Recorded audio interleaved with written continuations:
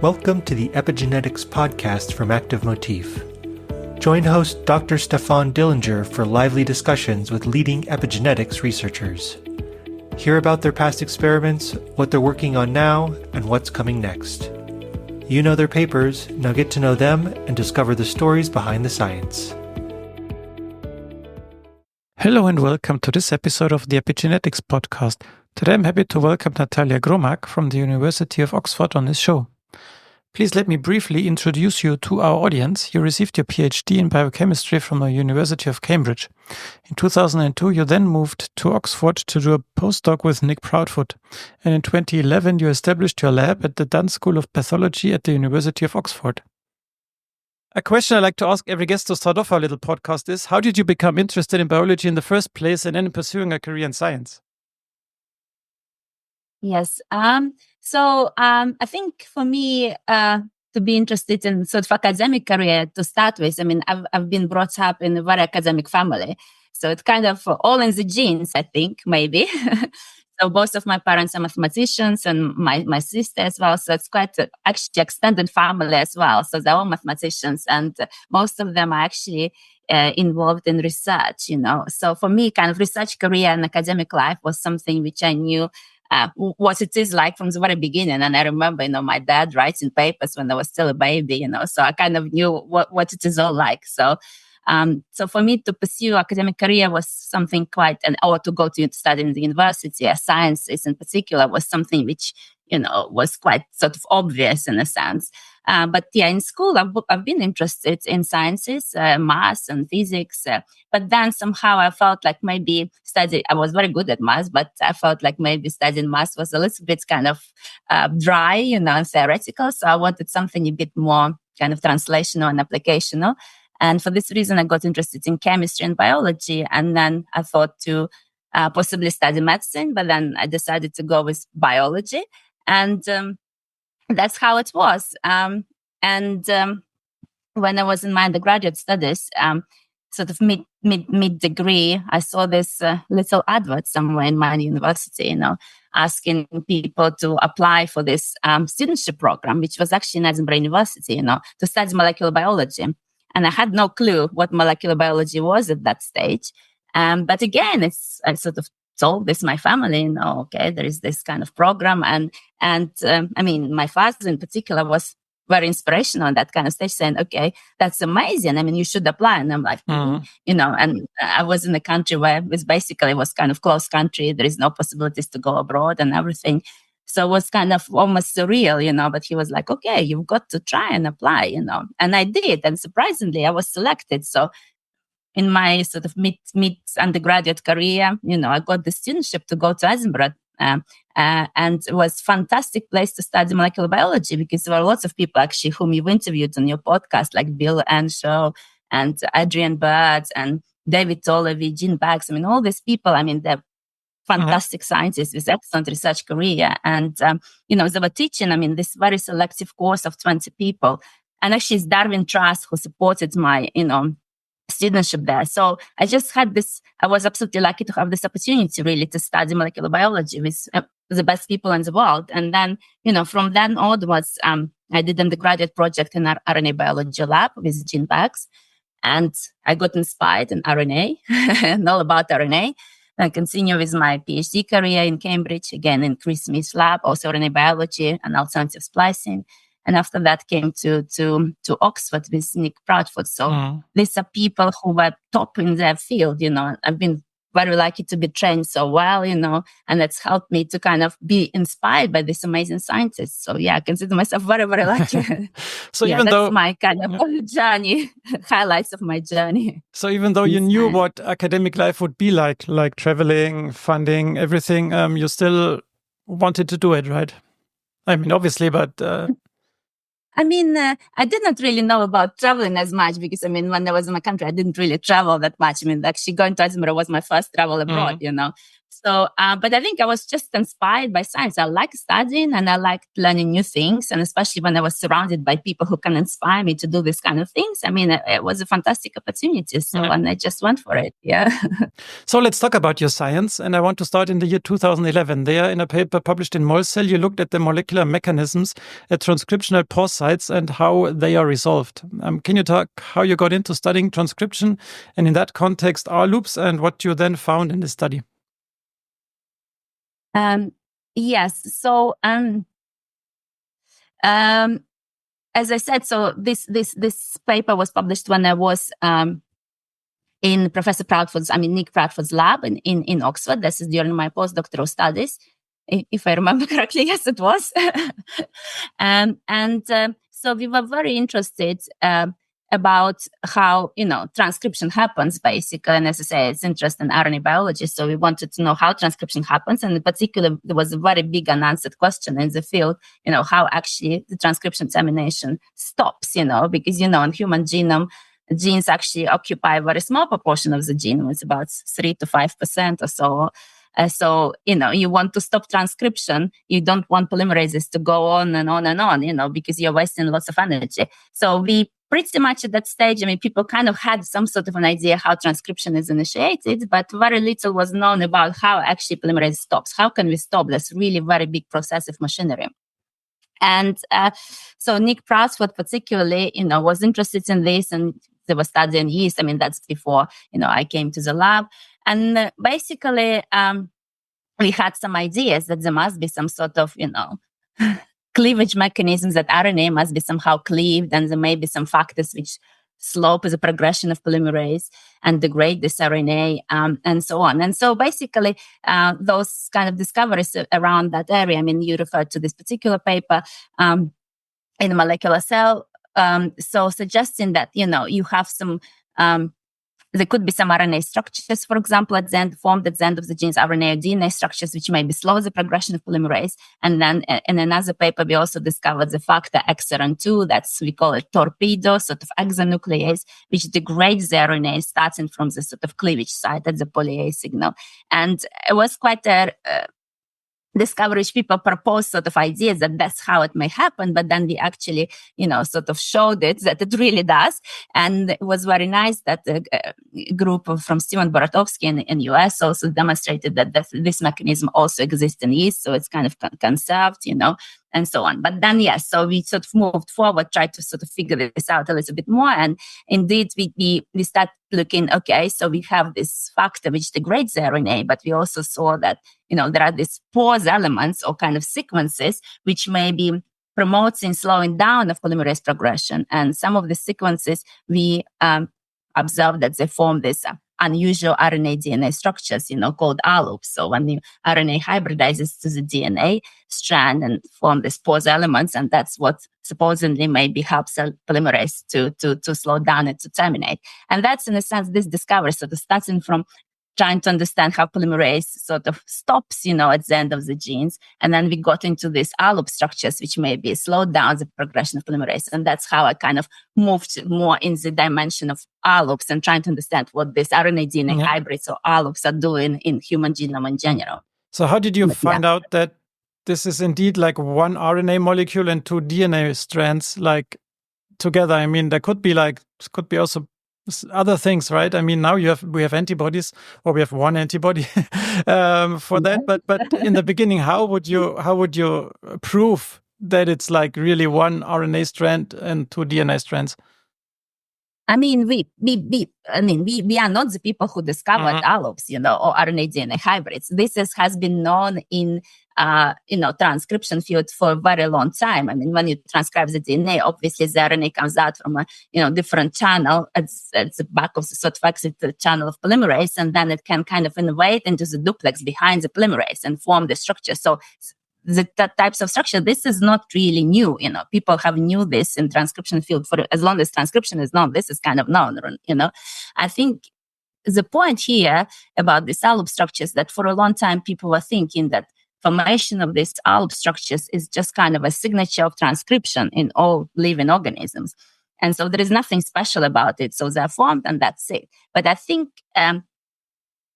sort of around the time when we've done these termination studies, people started to think that actually these structures are not just a mere signature of transcription, but they actually play some sort of regulatory function. And it kind of became kind of interesting again, so, okay, let's now try to figure out how these structures, are regulated, what do they do? And of course, there is an angle of the structures being involved in disease and so on. So it's not our discovery about how the allope looks like, But yes, indeed, now people, of course, doing single molecule experiments and so on, trying to kind of figure this out, what really happens. But yeah.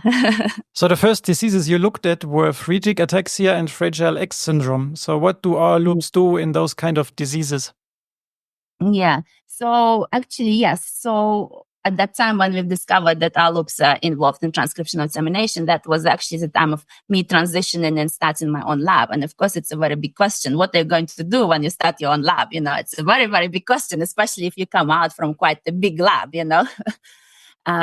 And I've been thinking about it. And so, and actually, yes, this expansion repeat diseases were on my mind because when I did my PhD, I was looking at some splicing factors like CUG binding factors, which can bind this expanded RNA. So I kind of knew about these diseases sort of peripherally, even though I haven't been studying them, but, I knew from sort of reading the literature. And there was a big kind of question in this field, really.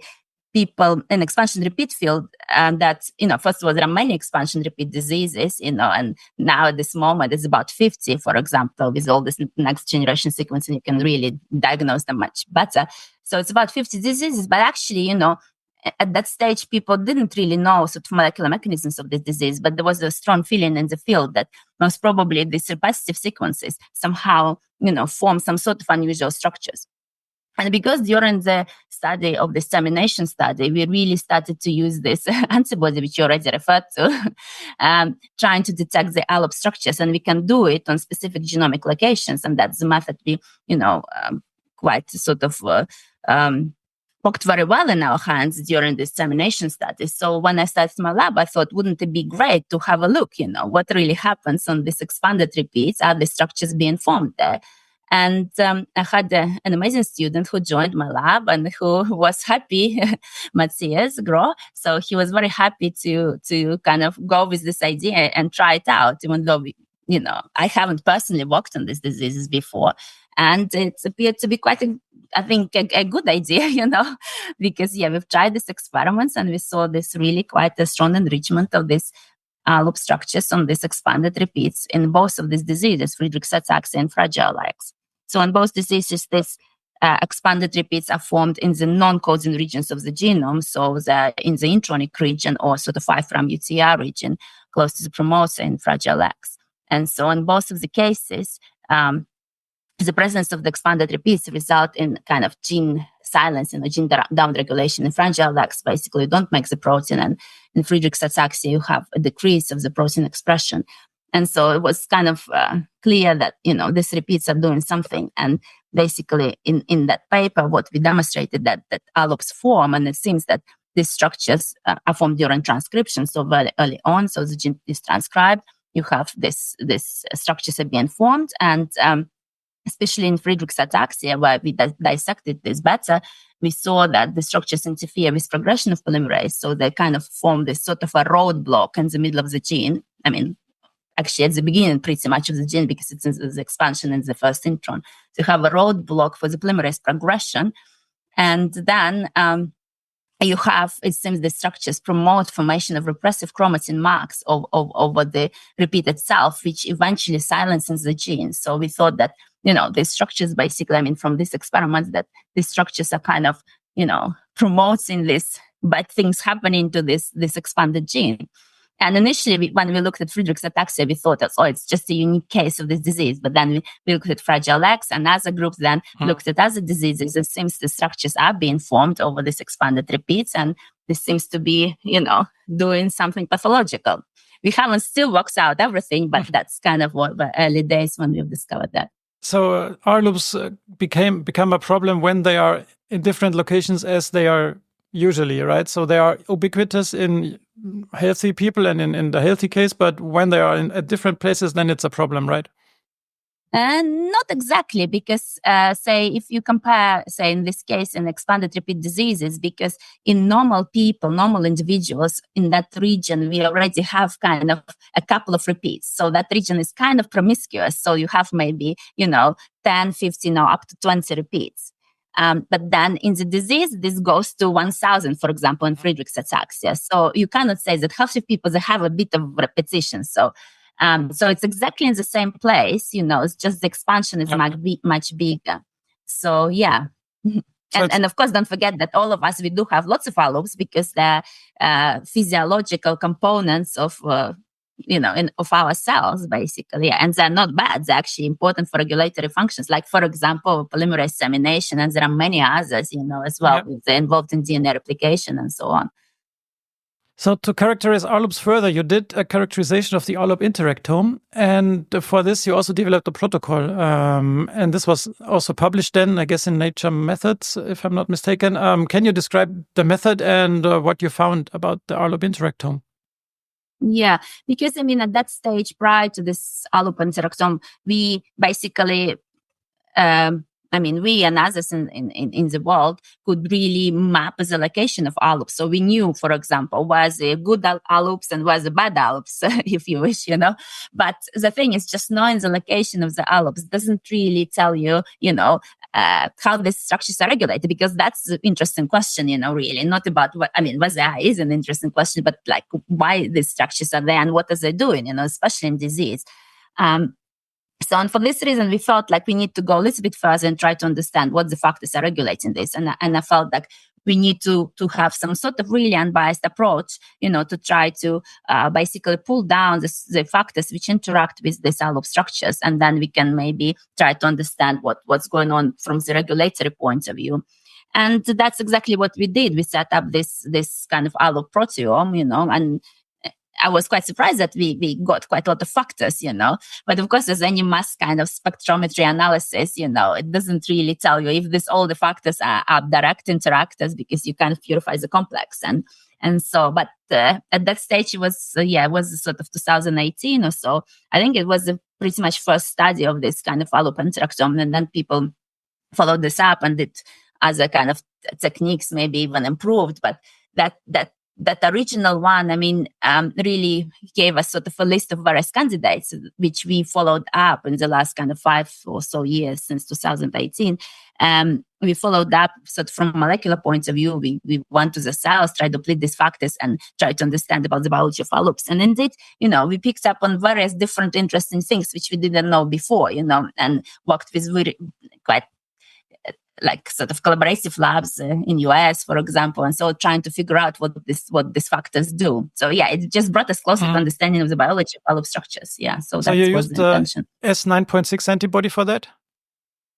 Yeah, for that original study, we have indeed used S9.6 antibody, which obviously, on one hand, a good reagent, but yeah, you have to be quite careful with this and do lots of controls to make sure that interactors you pull down are specific.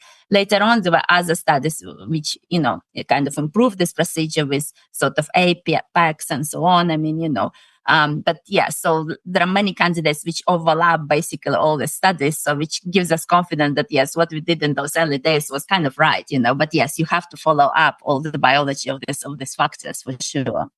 So since you were interested on the interactome, and it seems like the allop is kind of coated, or at least partially coated with factors that interact with the allop, it's still possible to get to the allop with the antibody?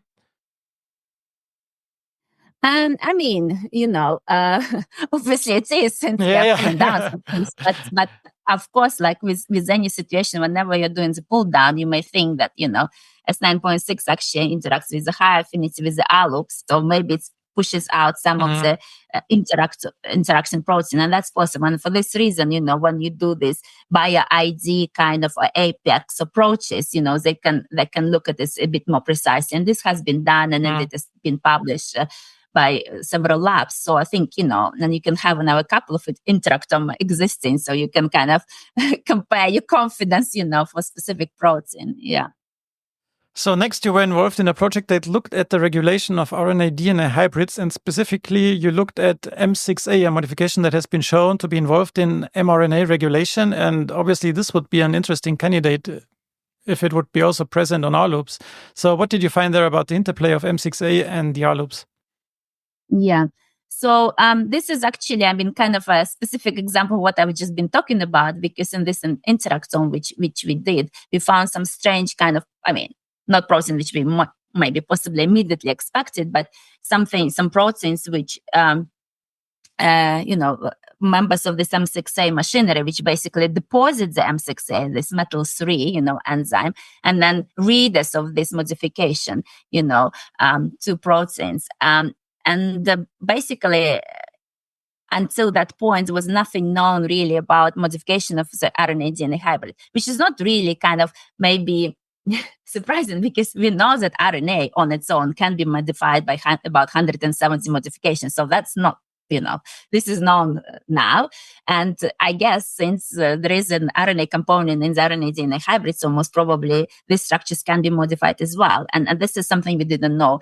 And so M6A modification was the first one. And we teamed up actually with a lab with Ruzov, Alexei Ruzov, who really worked on sort of M6A side of the story, and then we kind of met each other, and we saw M6A place in the interactome, and he was interested in this, and we kind of teamed up, and it was really quite a fruitful collaboration. But yeah, it just tells you, really that R loops like RNA can be modified by RNA modifications, and M6A is one of them. And this can determine the stability of the structure. And that's really important because, we think that maybe pathological R loops maybe have different stability to physiological ones. So, and that's kind of something which we see in the diseases, we think, So therefore, we think that, RNA modifications can have a very big influence on the fate of the RNA DNA hybrids. And so that's why this discovery was quite important. But following that, there were other modifications to the R loops have been discovered. And in particular, the ones which are actually involved in the side of the R loops involved in DNA damage response. So there are some modification, M5C, for example, as well, So I think this field is sort of still at the inception, and there would be many more coming up. And maybe there would be interplay between different types of modifications affecting the fate of the hybrids. This is all possible. So, but we really don't know much about this at this stage. And I think the future will show us what's going on. Yeah, and even more recently, you showed an involvement of R loops and RNase H2 in Aicardi-Goutieres syndrome. Could you briefly introduce RNase H2 and its role in this disease then? Yeah.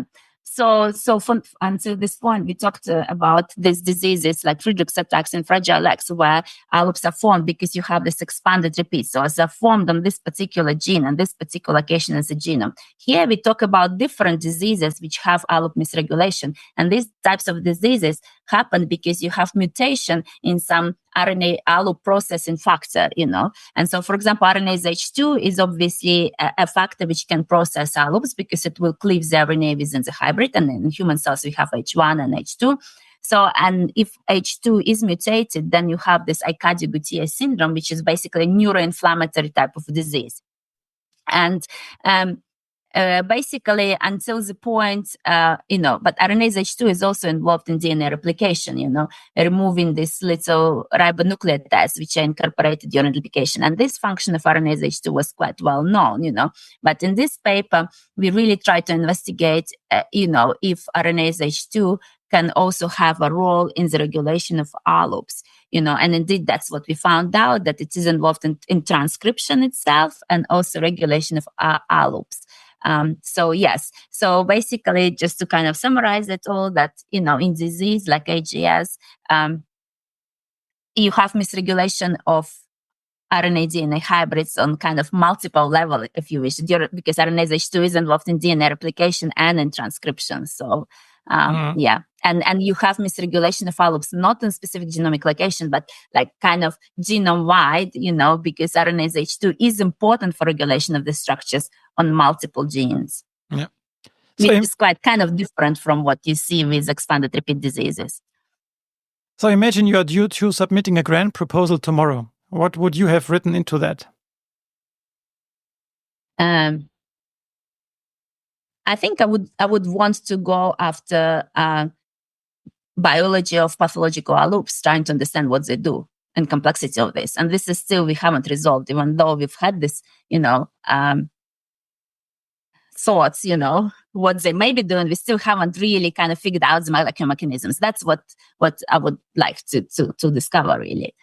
And in a sense, we kind of partially are doing this, but, that would be my grant. So, yeah. Yeah, it's not that you can knock out the R loop, right? No, you cannot knock out R loop, but the fact that, especially in the expanded repeat diseases, it has been really clearly demonstrated that, we showed that R loop is a driver of these pathological pathways. And then group of David Corey, for example, have demonstrated that if you can use antisense oligonucleotides to compete with the R loop position over the expanded repeats, basically to minimize the presence of this R loop, it can lead to the activation of the gene expression, which is quite important finding. So meaning that modulation of R loops at pathological locations can really be therapeutical. So we are obviously interested in this and interested to understand what these R loops are doing and how can we, get rid of them therapeutically. So for the last almost 30 minutes, we have been on a journey through your scientific career. Did we miss something important, or would you like to add something?